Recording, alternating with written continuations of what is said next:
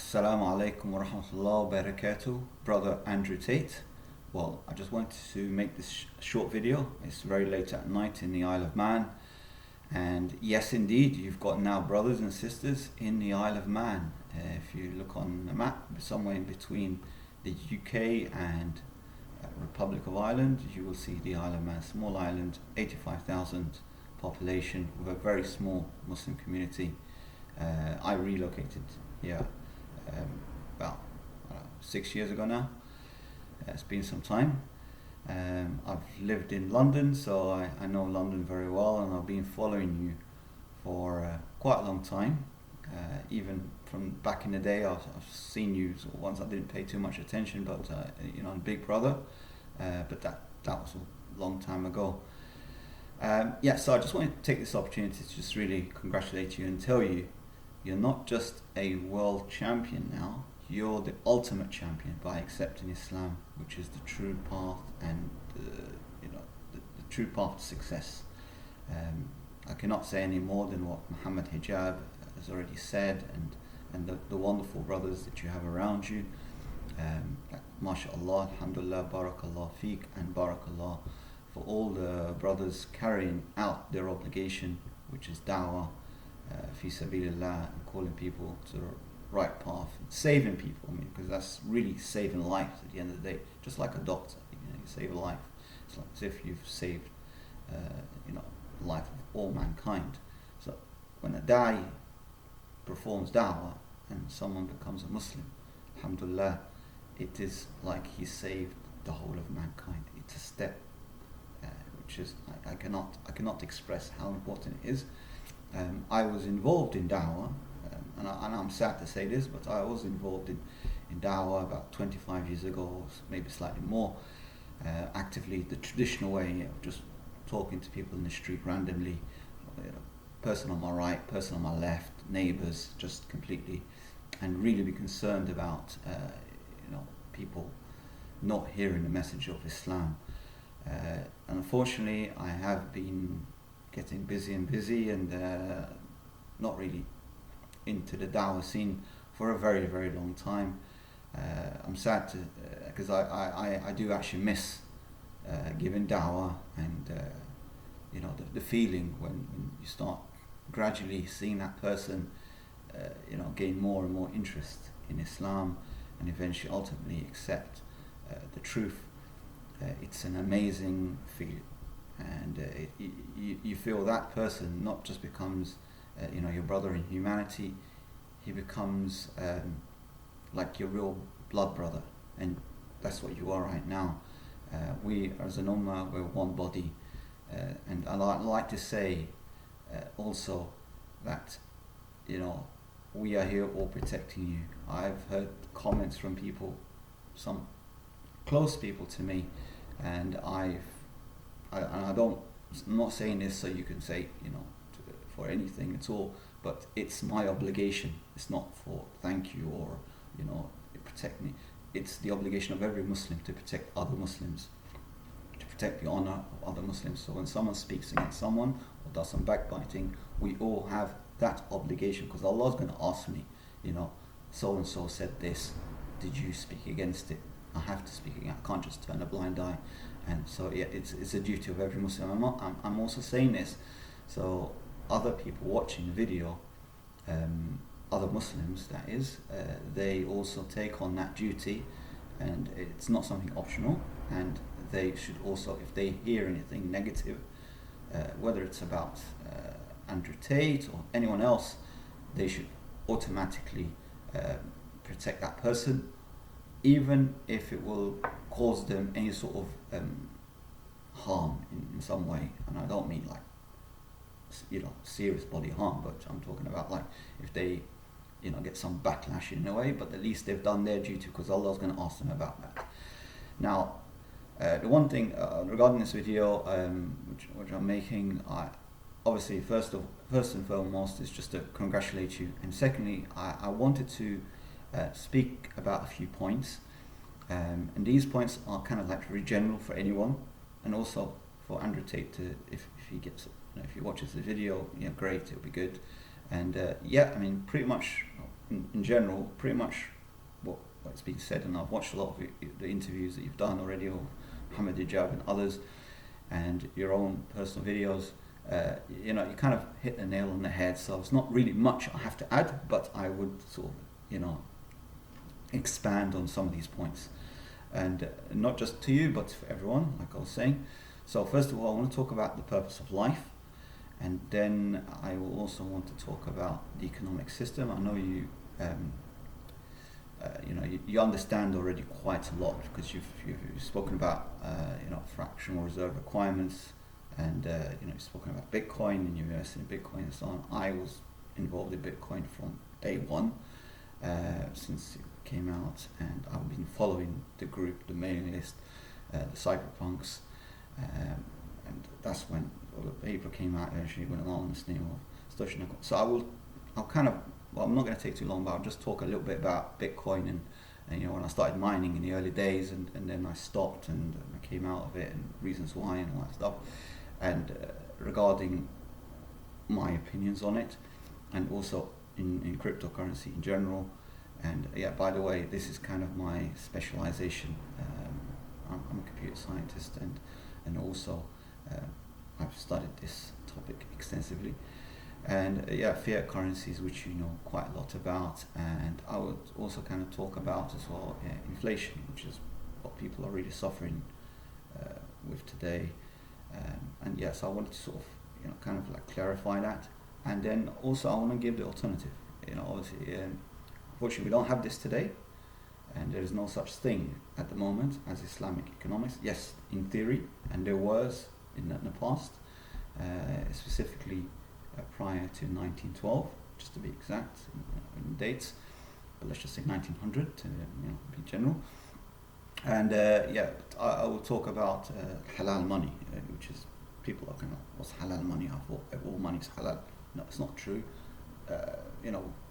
We're under, as you understand, the matrix and the system, so you kind of already got that basics, and other people might not be at that level, so I'm kind of just trying to take people at the same thing.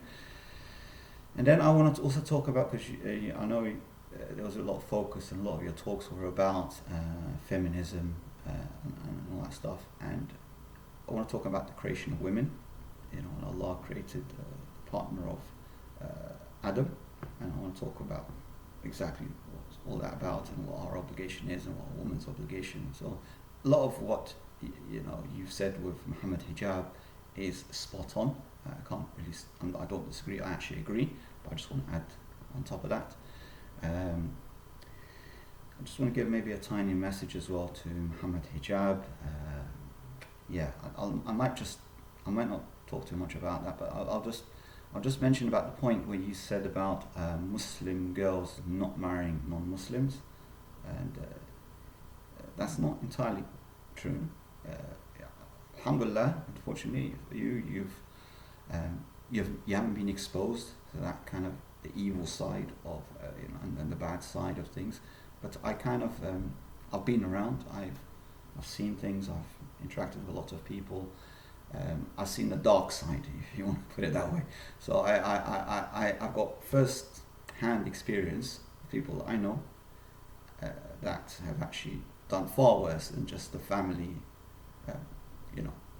getting their daughter married is just anyone, but far worse than that. But yes, indeed, there are in certain areas, obviously not in the UK, but especially in the North Africa area. I don't want to be specific on countries, but I have travelled to several countries in North Africa, Morocco, Algeria, Tunis, and I haven't been quite to Tunis, but let's just, generally I've been in several of these, and obviously Egypt as well, and Gulf countries, I've been to them. So I kind of, I know people, personally, and I've actually done that, and I know non-Muslims who have Muslim girlfriends and a Muslim.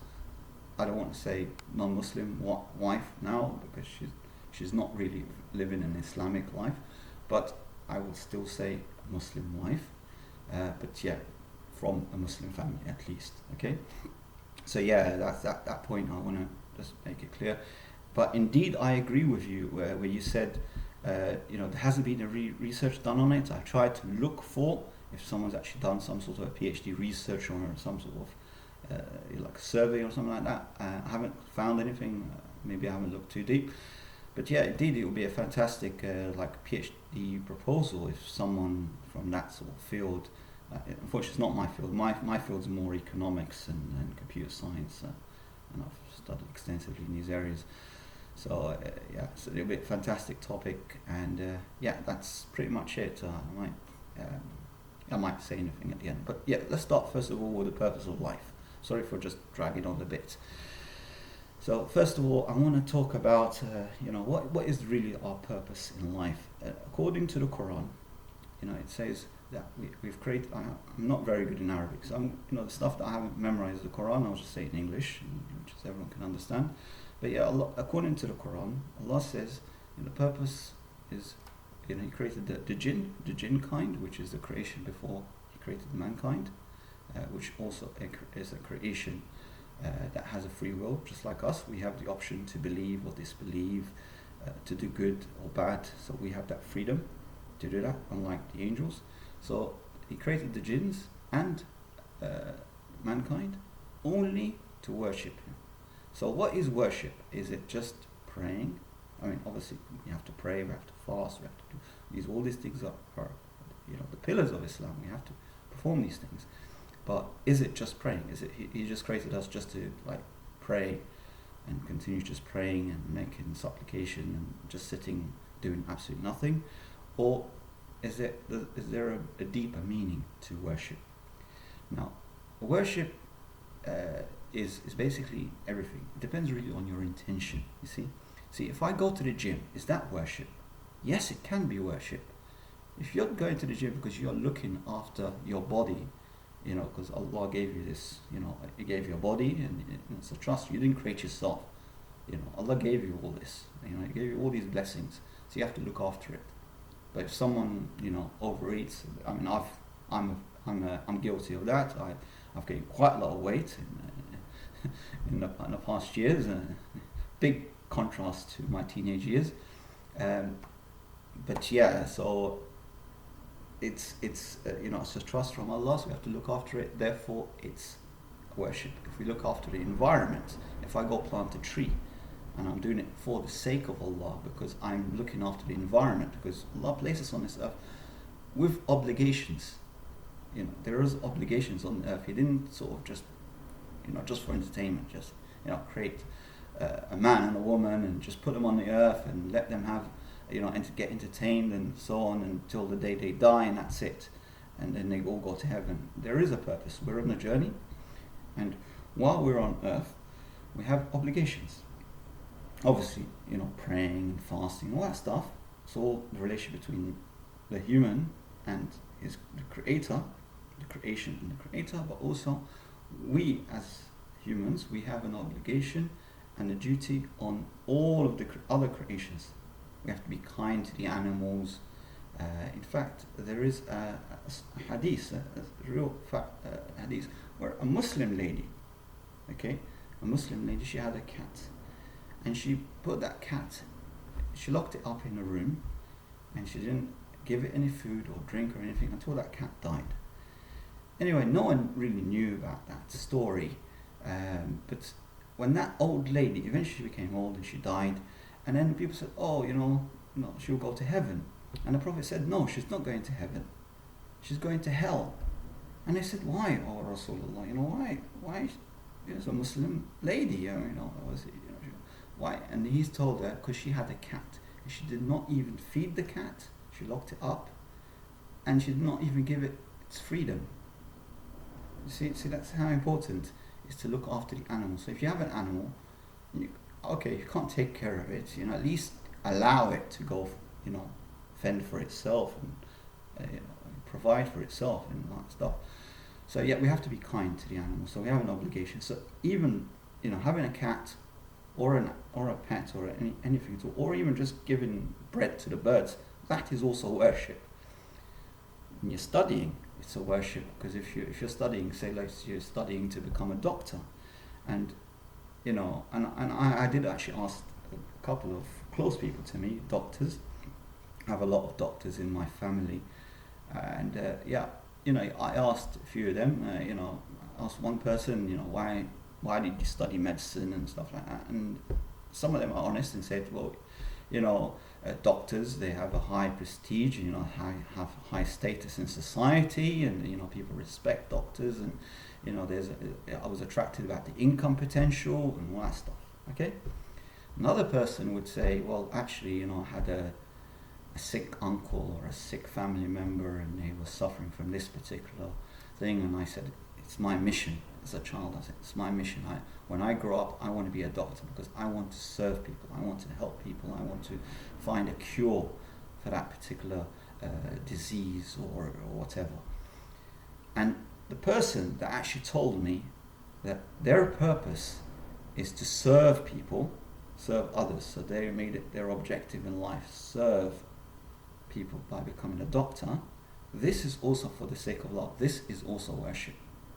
Okay, so you have to do it for the right reasons. But it's a person that has an intention, okay, I want to, become XYZ because of the money. They're not really doing it for Allah. They're doing it for the money. They're doing it for the lifestyle. They're doing it for people to respect them. And what we need is from Allah to value us, not other people. We don't care what other people think about us. I care about what Allah thinks of me. That's more important, more than what other people's opinion of me. So that's one thing I wanted to say regarding that. And I'll share a little story with you. This is a story. I haven't really told people except my mother maybe and a couple of family members about this story, but I might just share it just now. And I'm thinking about this, whether I should tell people about this, because I don't want to come across as if I'm saying I'm not special at all, but I want to share what happened to me as an experience, example about risk. There was a point in my life where I was struggling financially, and I had a fantastic job offer of a bank, about 200 grand a year. I had lots of benefits, everything. Imagine someone that's really struggling financially, and now they're in this job giving them 200k plus all these bonuses and extra benefits and travel and all that stuff, right? For a while it was going okay, and I'd go to Jumu'ah and everything like that, but I had a Hindu, and no offense to anyone that's a Hindu, it's nothing to do with Hindus at all, but I had this Hindu manager, and for some reason he had this hatred towards Muslims. I treat everyone the same as all human beings. I don't discriminate against anyone. I try to respect everyone equally. But for some reason he knew that I would go to the mosque, or I would take my lunch break at this time because I'm going to the mosque to the Jumu'ah, and it takes an hour, and I spend that time, and sometimes I do extra time as well afterward, just to compensate and that kind of stuff if I take a little bit longer. So anyway, he started setting up meetings. So he would say, Sammy, we got a meeting at 1 o'clock on Friday. The whole team's agreed that this time is all suitable for them, so that's the majority basically wins. So we're doing the meeting at 1 o'clock, and he knows that I leave the office and I have to go to the mosque back quickly, because they start at about 1:20, 20 minutes, let's just say, and roughly just before 2 they finish, and I kind of try to rush back to work. So I went, let's change, and I was kind of just begging him, just please, just I'm prepared to work 2 extra hours. If you just give me that time off, I will sacrifice an extra 2 hours. I would work an extra 2 hours. It's not like you're gonna reduce 2 hours. No, I'm gonna work more. So instead of working 8 hours, I'll work 10 hours a day. Just give me that 1 hour. That's how. And he goes, well, can't you just pray after work? And I'm like, it's Jumu'ah, you don't understand, I have to. So anyway, he did not budge. And I was kind of hesitating. I'm just telling you the truth, and this is what it is. And I was hesitating whether I should go to the Jumu'ah or not. And this verse was just going through my mind all the time. When the call of Jumu'ah comes, call of prayer for Friday, leave your trade and, go. And I was saying, this is what Allah says in the Quran, and I'm now hesitating about whether I should go to Jummah. So I start calling friends, family, and that kind of stuff. And I'm just looking for anyone to just justify that I can basically work and not go to Jummah or anything like that. And pretty much everybody told me, do not lose the job, and work is worship and all that stuff. But I was still not convinced. I said, this isn't right. Something is, it's just my heart's telling me this is wrong. Everybody that told me, gave me the advice, no one told me, no, go to Jummah and it doesn't matter about your job and risk is from, no one told me that. Everybody, even people that I considered far more religious Islamically than myself, strangely told me, do not lose the job, and Allah understands, and all that stuff. I wasn't convinced. I said, no, if I can probably pray any prayer at work, but Jummah, according to the Quran, it tells me strictly that I should be going. And I was hesitating. I was kind of like, it's like one leg's going that way and one leg's. So I was kind of like, what should I do? Should I make any excuse? Should I lie to the manager and like pretend I'm sick or something, or And that didn't. And I said, no, I can't lie about this. And then suddenly, something strange happened, and this is a true story, wallahi. Suddenly, I get a pop-up on my computer, and the computer. And basically the appointment had moved to 3 o'clock. And I went, what? This guy was telling me that he could not move the time. I did not confirm. Just pop-up appeared in front of me. I did not even confirm with him, right? I did not say, thank you or anything like that. I just ran out the door. I just ran out and I went to the mosque. And as soon as I entered the mosque, I heard this verse. The Imam was saying this verse, مَنْ اتَّقَ اللَّهَ يَجْعَلْ لَهُ مَخْرَجْ وَيَرْزُقُهُ مِنْ حَيْثُ لَا يَحْتَسِبُ, which means whoever is God conscious, whoever fears Allah, Allah will He will create an opening for him and provide him sustenance, risk, income from places where he least expected. And I said, Alhamdulillah. And during the khutbah, he was kind of giving these parables and examples. I felt that the Imam, somehow he knew my story or something, because literally everything he was saying, I could relate it on that day, or what I was going through, the struggles I was going through, and I was kind of hesitating and stuff. And he was giving kind of different examples, about divorce and marriage. But in between, I felt the whole khutbah was really about me. That's what I felt. When I left the Jummah prayer, I said, but between myself, I said, Wallahi, if they said to me ever again to abandon Jummah, I would never, ever do it. I don't care about the money, I don't care about it. And I went back, and the manager was furious. He said, where were you? Why you did not attend the meeting? I said, what meeting? You changed the meeting. And he said, no, I did not change the meeting. I said, wait a minute. And I got him basically my laptop, and I showed him the Outlook, I showed him the appointments, and the meeting had moved. And only he could move the meeting. So, and he looked at the computer and he said, no, something's definitely wrong with your computer. The time zones changed. Why would my time zone, I did not even touch the computer, and the time zone changed, and suddenly my time is all different, and it's showing me the meeting at 3 o'clock. I could not explain it. I'm supposed to be a computer science expert. I can't explain what actually happened. And he was confused, and he kind of just calmed down, and he says, okay, Sammy, I know it's not your fault, whatever. And so then he came back to me again, and he said, just make sure next week you attend the meeting at 1 o'clock. And I said to him, listen, this week, I had this, and I told you, I'm not going to attend the meeting at 1 o'clock on Friday. Anytime so, he said, no, you're going to attend the meeting at 1 o'clock. I said to him, then forget it. I'm still going. I'm going to the mosque, and that's it, finished. He said, are you, like he was furious, how could you sort of challenge me on this? And again, I left and I went to the mosque. After 2-3 weeks, bigger manager came to me and he said, look, without actually firing me, but they're saying, look, maybe 2 weeks, and end of this month, and let's call it quits, and there's a few colleagues that are not very happy with you, that kind of stuff. Or we've had and he said something about we had a few complaints.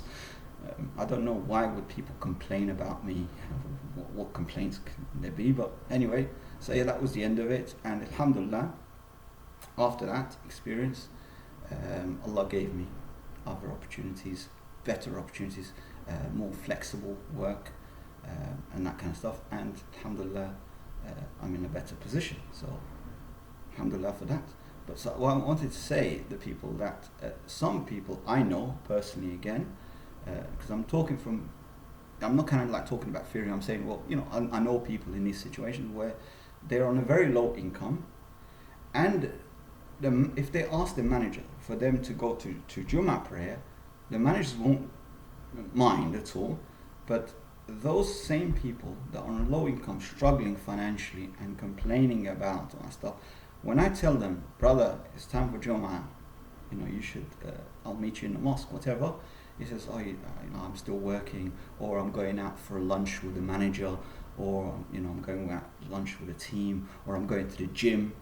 I'm like, it's Jummah, it's like you're going to the gym, okay, and it's Jummah, you're going out for lunch with your manager, or can't you just, I know your work isn't really highly special. It's not like you're performing an operation. You're working in a factory, and you can easily kind of, change things around. But they would not budge because they have this belief, and many years now have passed, and they are still in the same income level, same job. Their skill hasn't moved up. They haven't progressed in life, and I wish Allah creates an opening for them and everything. But Allah will not change the condition of people until they change their condition. So that was a little story. Alhamdulillah, I'm not perfect. There's a lot of things I need to improve in my life. But let's just, that's enough talking about that side. And also, there's another point I just want to quickly, I'm sorry if I'm just bragging a little bit. The other point is that, also in the Quran, Allah says, "Idkhulu fi silm kafahu wa la tattabi'u khutuwat ash-shaytan," which basically says, enter into Islam completely, and do not follow the footsteps of shaitan, the devil, Iblis. Okay? So, which means that we have to take Islam as a whole. Islam is not just praying and fasting and zakat, Hajj, alhamdulillah, and mohammadhijab. We was on Hajj together in 2019, if you recall, mohammadhijab, when we had a brief conversation just before boarding the flight back to the UK. So basically, the one thing that I've noticed in my life and my experience with contacts that I've been, the network that I've had, is a lot of people don't really understand that part, and they kind of take certain things from Islam, and they just leave other parts. Like, for example, Muslims should not be really celebrating pagan holidays. They should not be participating in Halloween and Christmas and any sort of pagan rituals. But unfortunately, they see it as nothing more than entertainment, so it's acceptable, right? For example, Muslims, they might have alternative ways of making income. So they have a restaurant, or they have like a corner shop or something. They have alternative ways of making income, and like I said, Allah is the provider. So your risk is fixed, and you'll get the money. It's because it's written for you. Whether it's written for you, you're going to make £1 million. You make £1 million. It's not. You won't, no matter how hard you try.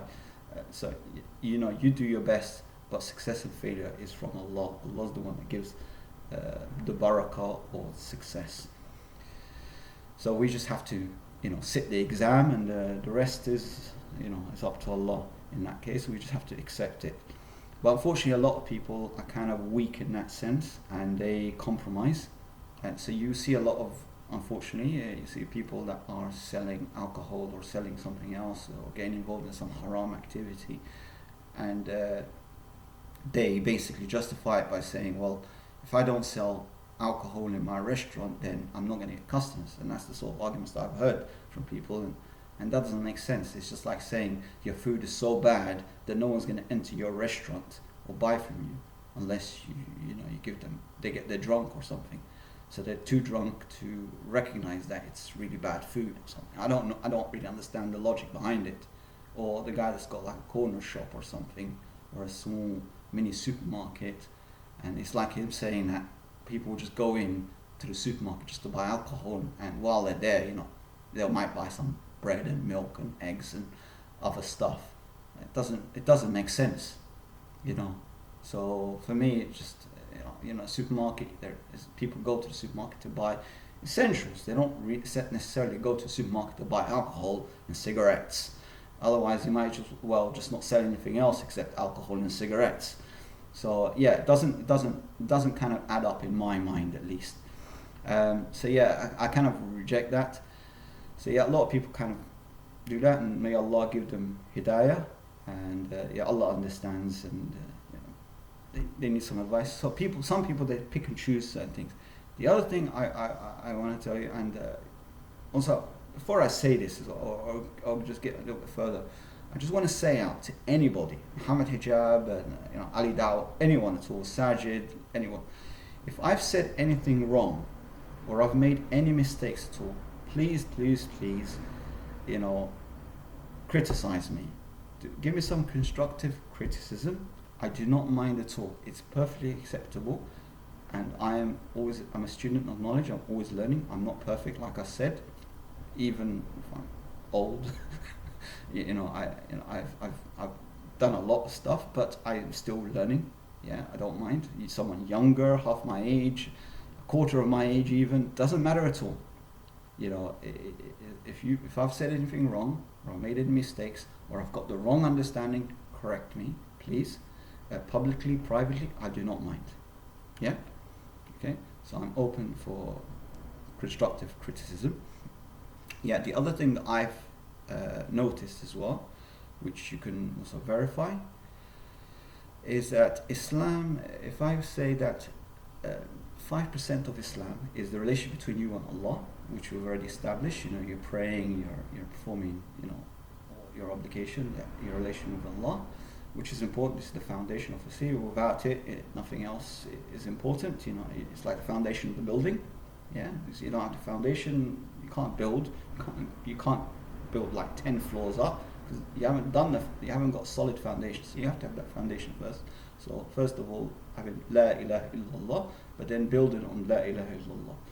So 95% of the Quran or Islam as a way of life is actually in other things. I'm talking about the social, political, legal, your relationship between other human beings, manners, what else? In the environment, the whole community. There's other aspects of Islam which makes up the 95%. This is basically how you're going to survive, live, succeed in this world. So that's the 95% of Islam. It might be slightly more, slightly less. I'm not 100%, but roughly that's my estimate. I've seen a video by another brother as well. He said 4%. 4% is a relation between the human being and the creator, the creation and the creator, and 96%. So I did see that online as well. I can't remember the name of the brother. He was a revert brother that I watched a video many years ago. So yeah, that's one thing. Now I want to take you to my favorite part, my specialization now, the economic system. Okay. Now, yeah, you understand the fiat system and stuff like that, but I'll just give a little basic foundation. As you understand, yes, there are certain people, or not people, but let's just say a group, a family or families, they've united together and they are fighting Islam as a whole, not just fighting Islam, they're fighting humanity. So they have an agenda which they are rolling out, and they have succeeded. And obviously all the signs are out there, and I don't want to go into too much detail. You can look at the US dollar and our stuff, the new secular world order, and that's their agenda, to secularize the world, to remove God from the equation.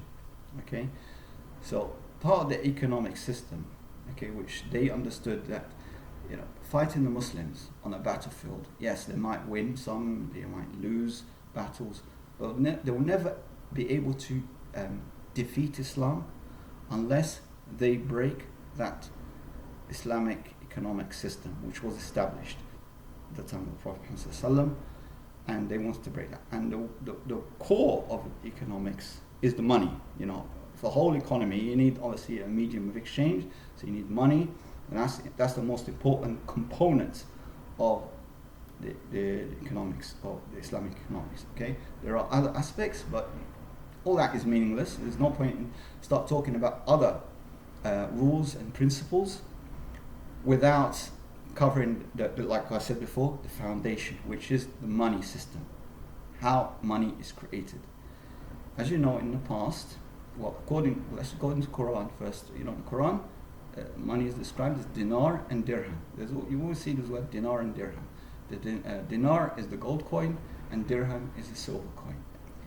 And now I looked into this a little bit. I'm just jumping a bit, but I just looked into this, and one thing, when I looked at the you know, obviously each coin, you know, constitutes a certain amount of silver, a certain weight, all that stuff. Okay, so when I looked into the silver coin, the dirham, at the time when I was doing a bit of research in this, the amount of silver in one dirham was equivalent to about £7. Now it's a lot more today. It's maybe £15 or something like that. But let's just say £7. And according to what I've observed, roughly about 1,400 years ago, one chicken, if I just give you one example, a chicken would be sold for 1 dirham. Okay, so equivalent to buying one chicken for £7. If I go to a supermarket, I'm not saying about halal or haram chicken here, but generally, I can probably get one whole chicken for about £3, £3.50. So it sounds like I can get more for my money. If we were still dealing with the same coin, dirham, and someone, if I could travel back in time, and someone's giving me 1 dirham, for example, and I now travel back into the future, back in 2022, and I can buy probably 2 chickens for that 1 dirham. So suddenly the value of my money has actually gone up. So it hasn't depreciated. There wasn't inflation. It wasn't like things are costing more. Actually, things are costing less, even by today's standard. So things have gone cheaper in real time. But in actual fact, you see that all things have gone up in price, which they call inflation. So people, things are costing more. Your income isn't going up, but your value of money is going down because they are trading with fiat currency. Now, what is fiat currency? Just to give you an idea, the fiat currency is basically creating money out of thin air, which is already brother Andrew Tate's already mentioned in a lot of his videos, which is true. This is exactly what happened. So how did this all happen? Was the creation of the Federal Reserve. It did happen before, in the past. However, US presidents and other world leaders, they felt, well, this is something a bit dodgy here. Let's just fight these people, and they stamped them out. They took back control of money creation. And way back before 1912, it was back and forth for a while, this battle going on, but it was generally even that paper money was backed by gold. So once the Federal Reserve was established, and the same people that have also established other entities, which is the WHO and World Bank, IMF, all that stuff, the same order, same group, have also now ruling the neighbors of Egypt. I don't even mention their name, in Zion, say. So the same people are exactly the same people that founded the Federal Reserve, the IMF, the World Health Organization, and all these sort of looks like as if they're an independent organization, or they look like as if they're sort of government owned or independent, and they're working for the best interests, or they're trying to work for the betterment of mankind, create peace in the world, but all they're really doing is spreading corruption, NATO, whatever. Yeah, so they're exactly the same group. That's what we have to understand, establish here. So those people, they financed a lot of the invasions. They financed a lot of the colonization of the British. So when the British went to India, Egypt, and so on, they were getting funded from somewhere, and they were getting funded from these groups. And that's why they are kind of indebted, the West in general, and a lot of the people, all these countries that got that finance and support from these groups, they kind of feel indebted. So they're always in support of Israel, regardless whatever Israel does, whatever they do, whatever crime they do, even if they nuke the whole world, they'll still be forgiven. They're kind of like the media will just brush it aside. They wouldn't care. Even when Israel attacked US officers, naval officers, they attacked a US ship, the families of those victims that were killed, massacred by the Israelis, Americans, not Egyptians or anything else, that got massacred, they were ordered to stay silent. And you can research on that, USS Liberty, if you want to look into that. So the agenda at that time was Israel was trying to get the US to nuke Egypt at the time, but that's another separate story. But I'm just telling you what's going on. So even if they attack Britain, they will, the media will brush it off. Britain will never, seeks justice. They will kind of just brush it under the carpet. So these same people, they are the ones who've done that. So, for example, and I'll give you about Egypt because I'm originally from Egypt, just like Muhammad.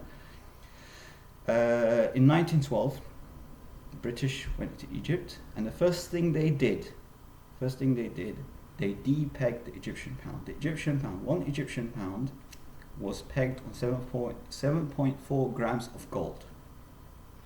So what they did is they removed that pegging of the Egyptian pound of gold, and they pegged the Egyptian pound with the sterling pound. I'm sorry if it's a bit, maybe I should have had a presentation and explain it. I've done that at university as well, where I was telling students and all that stuff about these things, and you also find much better, lectures online regarding this whole process, and what actually happened, the history of money and all that stuff. So they depegged that, the Egyptian pound, and then next thing they pegged it onto the sterling. The sterling was pegged onto the US dollar. The US dollar was produced by the Federal Reserve. The Federal Reserve is a non-government, it's a private company. So like umicom. Umicom is my company, so I've got like the right to print money basically on behalf of the government and then loan it to the government. So this is exactly what happened. So this private company that can't be audited, no one can, even the FBI cannot enter the building, cannot investigate. So even if they were doing human trafficking and they had all these humans inside and whatever torture, the police can't do anything about it. They would completely ignore it. That's how ridiculous it is. Okay. So that's why they had to kill John F. Kennedy. If you want to really get to the reasons why, and obviously the president after that started to accept it, signed it in. So they first thing they did is so it was already in, but obviously President Kennedy wanted to stop it, put a stop to it, but as you can understand. So what I want to say is basically after they've pegged it, so these people, this family or business private company owned by certain families, they then basically decided to depeg. They're supposed to they can print the US dollar, they can print dollars, but they should be backing it with gold. But actually, what they're actually doing, they were taking the gold out. So there was no gold, and they were just kept printing money, and they didn't want to be caught regarding this scam where now they're printing more money than the gold that's in the vault. So what they did, they pressured or lobbied the government to remove the gold standard altogether, and then that way they can just free float. So basically just print money. Whenever the government wants money, we'll just print more money. And the US basic administration in America kind of just said, okay, we need to do this, and they convinced the public because they said we need to finance, you know, the wars, and we need to finance all these other things, and you know, so they started like making excuses regarding that, and also, you know, the Vietnam War, and at that time also came John F. Kennedy. So they did all that stuff. So one thing they did once they went into any country, whether it's the British, the French, you know, whoever country, when they invaded any of the Islamic countries or any other country, colonized it, first thing they did, they basically replaced the money system. So they depegged that money and made sure that and they took control of the economy. You control the economy, you control everything. Okay, so that's the whole little story. Okay, I hope I tried to clarify. I mean, I'm doing it freestyle, so I'm kind of trying to just give general, but also I'm trying to keep it as simple as possible, because I don't know who might be watching the video, and I'm trying to convey it in such a very simple way so anybody can kind of try and understand that it was a big scam and, you know, big fraud that was committed, you know, like at very high levels for the biggest scam, biggest lie ever, is what they did with the money system. So they created the whole concept of you know, fiat currency, created money out of thin air. Now the value of money, you know, so why would, like, say for example, you know, the US dollar, it goes up in value and sterling goes down, and so this value of money really kind of comes from the interest that country's, you know, the central bank is offering. So if, for example, if the US increases interest, then savers will take the money and they'll put it into US banks. They'll buy dollars so they can earn more interest. So if the US is offering 2% a year, you know, 2% interest, then, you know, the savers will take the money because it's safe money, guaranteed income, and they'll put it into, you know, into dollars, and that way they will earn. And then say the UK increases their interest and they offer, say, 10% a year. Suddenly, again, people start switching, and that's where you get that fluctuation. So where people like take that. So they start, you see, have currencies that are more like a safe haven.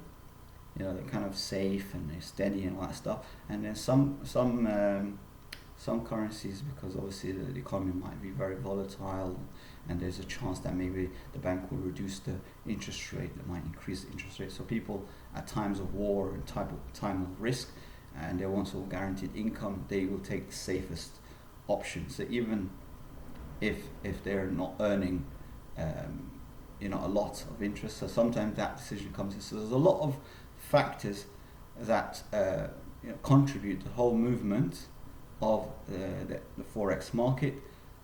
But the main thing that really drives the forex market is obviously the speculation that goes on. So people see patterns, they do some technical analysis, they don't look at the fundamentals, and they start trading, and that's kind of like makes the daily thing.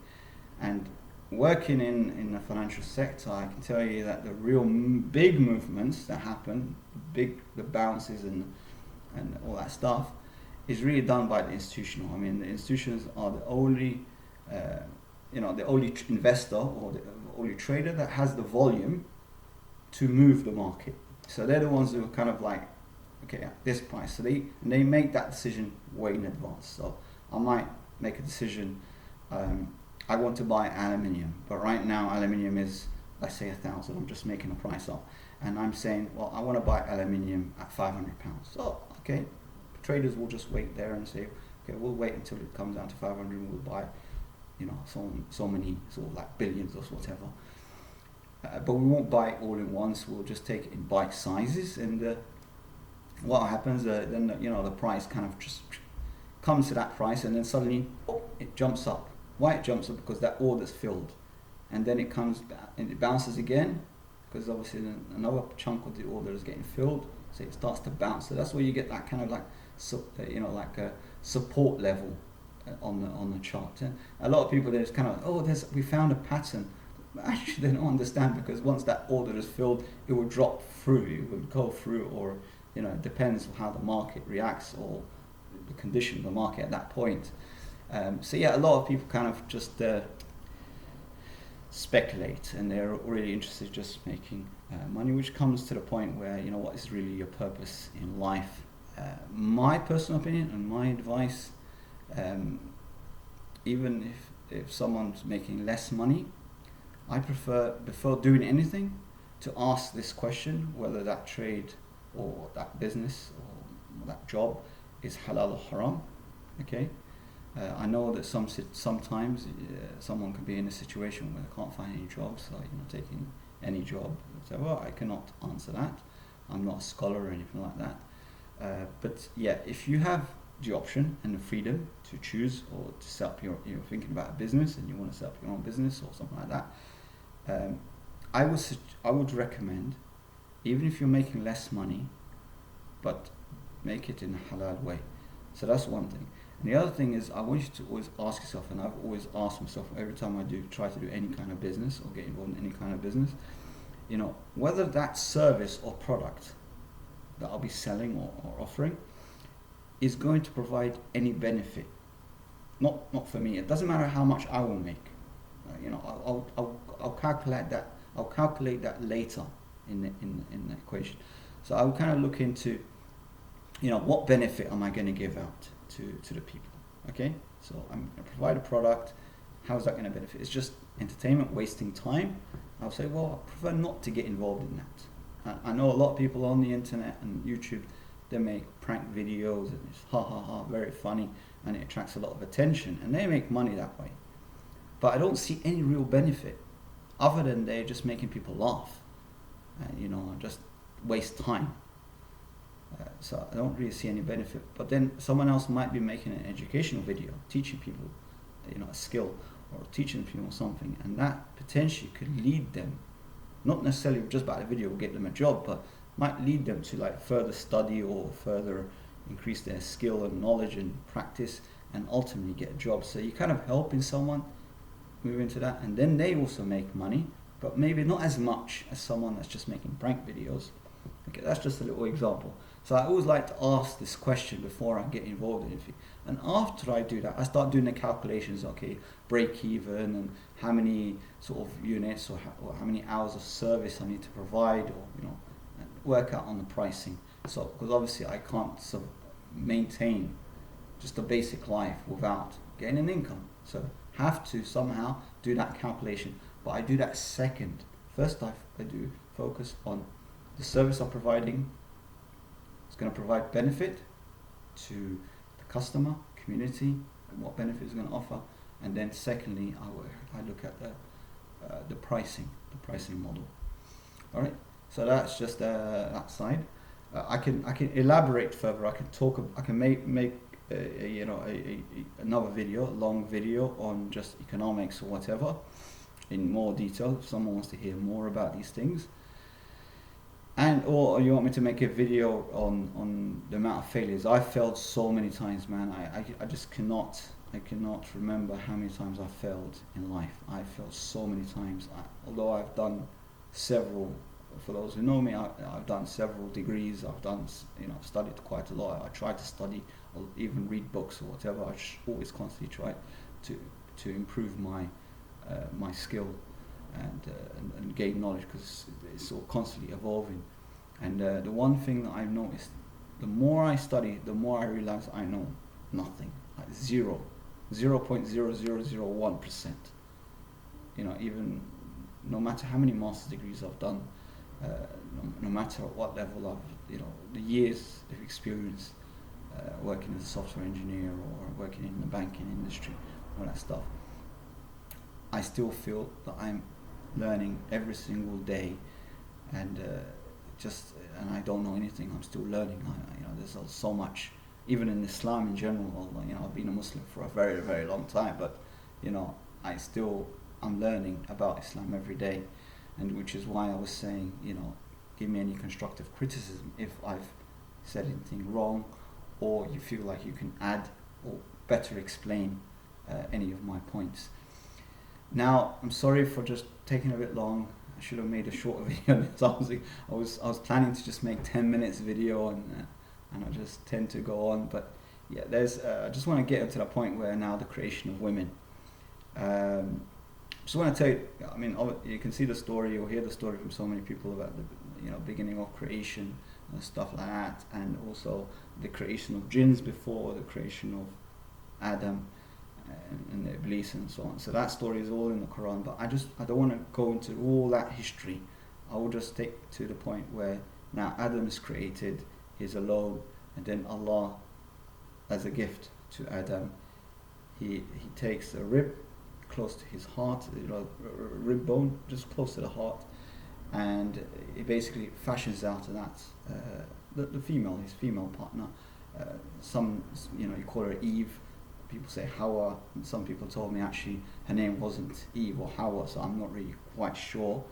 So let's just say the female partner, or the other half of Adam.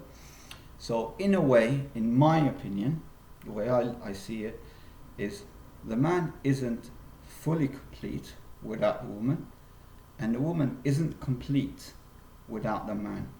I'm not saying that a man cannot live without a woman, like as if he will die without a woman, like without a woman he can't breathe, and like his heart will stop. Of course he can live, he can succeed. But what I'm saying, that if there's two people, obviously they're sincere, faithful, and all that stuff, I'm assuming the best in character, and they are united and they become one when they're married, okay, which I haven't been fortunate to have that. Alhamdulillah, Allah gave me risk in other ways, and that I wasn't fortunate in that. But if someone has a partner in their life, and they can now a complete man, they can basically not just reach their potential, they'll hit 1,000% potential, in my opinion. And I've seen this with couples when they started a business, or they've done any sort of activity together as one unit. They are far more, they supersede the success that I've seen them, especially when they got into the relationship and united for that one. They've just shot up like a rocket. Unbelievable success, which I haven't seen anyone, a single, by themselves, achieve in that time frame, if that makes sense. So, just put it in quantitative. So if someone by themselves, they start a business, okay, they'll probably make they reach £1 million business, and they might be happy to say, well, look, I'm successful, I've made that money. But in my opinion, had they had a partner, I think they would have probably made that in less time and 10 times more. It just in my opinion, okay. And I read a book called The Millionaire's Mind. I was many years. I was like a teenager, so I was like 17. Okay, so it's a hell of a long time ago. And that kind of, I think a lot of these self-made millionaires, they put that. I don't remember exactly, but because it's been so many years now, either a second or third reason for they attribute their success was the woman or the man that they've married. And there is an example of this man. He was married, he was more entrepreneurial, and his partner wasn't, and she was always putting him down. Eventually they went for a divorce, and then he was telling the story, I might get this story wrong, but he was going to the post office or something, and he met another lady, she's later on married, and she was also very entrepreneurial, and she also had these big dreams and all that stuff. And she kind of, like, when he told her about the kind of ideas he has, and he's got this dream of doing this kind of business, whatever, she also had she was kind of aligned, as if they were a perfect couple, and they united, and then they achieved great success, and they became millionaires as a result, and succeeded, and they have a happy life, and they're not only just succeeded financially, but also family-wise, they have a family, and they're successful, and they're happy what they have. So and they enjoy all sorts of activities together. So I think I read that story in that book. I might be wrong. So so there's that point where this sort of thing. So in my opinion, again, this is from my analysis, from my understanding, the woman is a trust. Just so the woman's a trust to the man. It's a gift from Allah to the man, and the man's also a gift for the woman. And we will be asked about our relationship with each other. So Allah will ask me, how did you treat? If I was married, let's say, for example, I'm not married, but let's say I was, Allah will ask me about my relationship with the other human beings in my life, or partners and all that. Okay, so I have to answer for that. So depending how I am with that partner, I don't own the woman. I know Piers Morgan have said to you, "Oh, men own women." He tried to drop you in a trap, like a car, whatever. And you've clarified it when you had an interview, when you done this podcast with Mohammadhijab, that you don't actually mean that, and that's, I knew that, I understood it way before that. I could kind of like read. I know your intention before, even if you had said men own women, I know you don't actually mean it. I know, kind of like I know what before the words that come out, but I know your intention. I know it's different. So because I have a lot of respect for you from like day one. You're doing fantastic work. Barakallah feek. May Allah increase your knowledge, and alhamdulillah, you're a Muslim in that sense. Okay, I'm really, really happy and I'm not someone that cries, but I did cry when I got the news that you became a Muslim, and I don't cry. I'm not like a man that cries in a sad film and all that stuff. I'm a bit hard in sometimes, but in that, because I really deeply wished, every time I used to watch your videos, your motivational videos, I used to just think, Allah, guide him to Islam, man. We need this guy. This guy, he'll be good. And use Andrew Tate for the sake of Allah, and fi sabilillah, and give us victory with Andrew Tate. I was really praying, and I'm still praying for you, that Allah makes you strong, makes you one of His swords, so you become a sword of Allah, a lion of Allah, a soldier of Allah. That is what I want. And I also pray, Insha Allah, for you. I don't want you just to go to heaven. I pray to Allah that Allah takes you so high to the highest heaven, amongst the martyrs and the prophets. That is what I wish for you, brother Andrew. And also Mohammadhijab and everybody involved in the da'wah scene, whether publicly or privately, because there are fantastic brothers that people don't even know their name. They're kind of like an anonymous person, and they're doing fantastic work, and a lot of people become Muslims through them, and a lot of people learn the true Islam through them. And also Eddie from the Dish, fantastic work, mashallah, barakallah feek. Okay, may Allah give you more success, inshallah. So that now I kind of like deviated a bit. I'm really sorry about that, but so that's that part with the creation. And so I believe they are trust to one another, and and also let me extend also to children, because unfortunately I come across parents that don't really understand that part as well. I came across people, men and women, that don't understand, but also as parents now, as fathers and mothers, who do not understand this idea, and they also believe that they own the children. So the man thinks, because once he's married, he's paid lots of money to the father, his dowry, whatever, so suddenly he thinks he owns her, and I don't mean that he's going to sell her on, whatever. There are this kind of very rarely kind of these things happen, but very rarely these kind of bad people exist. But so they they mistreat the woman. They think, okay, I own you, that means you do everything I say, and you cook at this time, and I have to provide the meal at this time.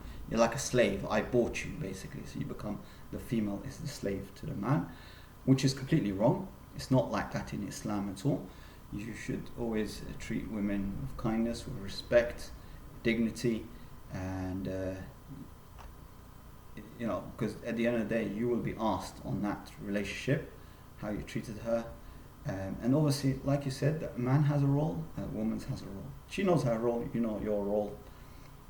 Women are good at things, men are not good at, like women obviously give birth, men don't give birth to children. So it's obvious, you know, you don't have to like tell the woman, get pregnant, give birth, you don't have to, you know, it's nature, right? So just have to let things flow. But also, we have to also look at Prophet Muhammad ﷺ as an example. Prophet Muhammad ﷺ helped his wife, helped his wives. He would cook, clean, do all that stuff, race with them, run with them, you know, have fun. You know, he treated them, I'm not saying equal in that sense, like, you know, like what women, feminists want, but in the sense that he would respect them. They are also an entity in this world, and they're his partner, they're a gift from Allah. Just like, imagine someone very special, you know, like, let's say, I don't know, I'm going to give an example, but let's say King Charles, you know, or someone very famous, I don't know. Let's imagine I met Michael Jackson, for example, and Michael Jackson signed an album or something, and I'm like, wow, man, you know, and I'll be like, it was so precious to me. And if someone tries to play with it or something, no, don't touch this, you know, this is so special, it's so valuable, and I'll look after it. It's not something cheap, and you know, something that I treasure so much. So that's a gift from another human being.